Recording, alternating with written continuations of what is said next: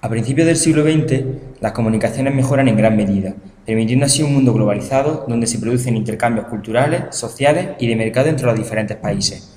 Debido a la aparición de nuevos materiales como el acero, el hormigón armado y el vidrio de grandes dimensiones, la arquitectura busca nuevas formas de construcción, alejándose del estilo neoclásico e historicista. Nacerá así el movimiento moderno, el cual se expandirá por todo el mundo, creando una nueva clase de arquitectura. Los principales maestros de este movimiento fueron Adolf Loos, Walter Gropius, Le Corbusier, Frank Lloyd Wright y Mies van der Rohe. Entre las obras de estos arquitectos destacan Villa Möller, de Adolf Loos. Se trata de una vivienda de volúmenes cúbicos compuestos por planos tersos y limpios. Fábrica Gauss, de Walter Gropius. Es un edificio en el que el uso de los nuevos materiales como el vidrio y el acero hacen posible la aparición del muro cortina desmaterializando el edificio. Maison Domino, de Le Corbusier. Tiene una estructura que se retranquea de la fachada para permitir una mayor libertad compositiva tanto en planta como en fachada, pudiendo ser así producida de manera seriada. Casa Robbie, de Frank Lloyd Wright, perteneciente al conjunto de su casa Pradera. Utiliza el ladrillo como material y posee ventanales que se abren al paisaje. Pabellón de Barcelona, de Mies van der Rohe, edificio que se apoya sobre un zócalo. La altura de 2 bloques de mármol es lo que le da la escala. Los espacios son muy fluidos debido a la organización de los muros. Con el paso de los años, la arquitectura de este movimiento moderno empieza a descontextualizarse del entorno. Todas las periferias de las ciudades poseen barrios de edificios muy similares, que no nacen del análisis del lugar. Se empieza a apostar por la repetición y por la toma de decisiones sin fundamento. Como ejemplo, podemos ver el conjunto de viviendas adosadas de Howe, donde a pesar de tener el terreno una geometría trapezoidal, el conjunto de casas se coloca como un bloque, dando lugar a un gran espacio residual en la esquina. También podemos ver la zona residencial de Brasilia, donde pastillas de edificios se organizan siguiendo una disposición en planta sin tener en cuenta las vistas o el impacto visual que puedan crear. Ante esta situación, los propios maestros del movimiento moderno piensan que el estilo internacional está alejando demasiado la arquitectura del lugar en el que se implanta. La arquitectura vernácula, la arquitectura popular, se está perdiendo y deciden que se debe volver a la normalidad. Cada uno de ellos experimenta nuevas formas para hacer posible esta vuelta a lo anterior. Por ejemplo, Le Corbusier escribe un libro llamado Hacia una arquitectura. Frank Lloyd Wright crea una nueva relación exterior-interior mediante el uso del muro continuo, y Aalto defiende la arquitectura regional frente a la abstracta. Georg Utzon nació en Copenhague en 1918 y fue hijo de constructor de barcos.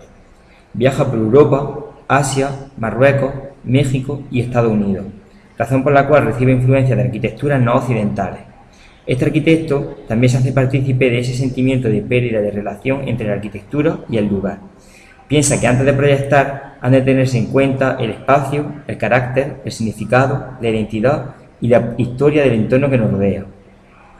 Utzon cree que el entorno en el que nos encontramos nos influye tanto por su tamaño, su luz, su sombra, su color, etc. Es este entorno el que afecta a nuestro estado de ánimo, provocando reacciones inconscientes. Para él, al entrar en contacto con nuestro entorno, encontramos el camino hacia la esencia de la arquitectura. Conoce a Aalto, el cual es su arquitecto más influyente. Aalto estaba trabajando en contra de la estandarización y de la producción en serie de viviendas, y Utzon adopta esta misma posición, además del significado que sus obras tenían para la comunidad. Se trata de un arquitecto de escasa obra construida, pero aún así podemos encontrar entre ellas los siguientes proyectos. Casas Kingo, Dinamarca. Están situadas en un paisaje romántico en el que la vegetación, la topografía y la presencia de agua se convierten en su principal rasgo. Utzon, teniendo en cuenta que la arquitectura ya existente en el entorno era romántica, realiza un conjunto de viviendas que siguen las curvas de nivel del terreno. Usa materiales tradicionales como el ladrillo y la teja para integrarse en el medio. Este diálogo con el entorno se lleva hasta el último detalle, dejando desnudos los dinteles blancos para componer una fachada que concuerde con el tejado cuando está nevado. Viviendas Fredenborg.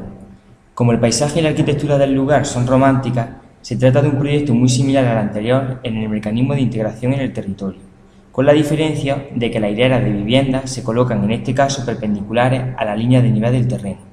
Ópera de Sydney se emplaza en un paisaje natural romántico donde la vegetación y el agua adquieren el protagonismo. Con el paso de los años y la construcción de edificios cercanos en altura pasa a convertirse en uno de contraposición. Se pretende que el proyecto de la ópera se convierta en un símbolo de la Australia independiente.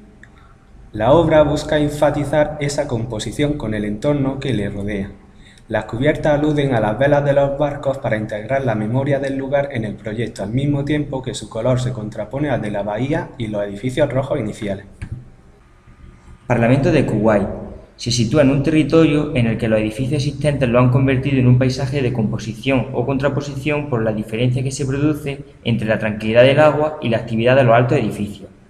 La arquitectura de este parlamento se integra en el entorno al encontrarse a media altura entre la cota del agua y la de los altos rascacielos. Can Lis, Mallorca, casa que vuelve a situarse en un paisaje romántico conformado por agua, vegetación y un gran acantilado. El uso de materiales del propio terreno permite que el edificio se integre perfectamente en el paisaje. Can Feli es una vivienda que se emplaza en un paisaje romántico donde la vegetación es tan abundante que camufla a la propia arquitectura, no creando esta última transformación alguna en el entorno. Para conseguir este camuflaje se utilizan materiales vernáculos como la teja árabe y la piedra arenisca dorada.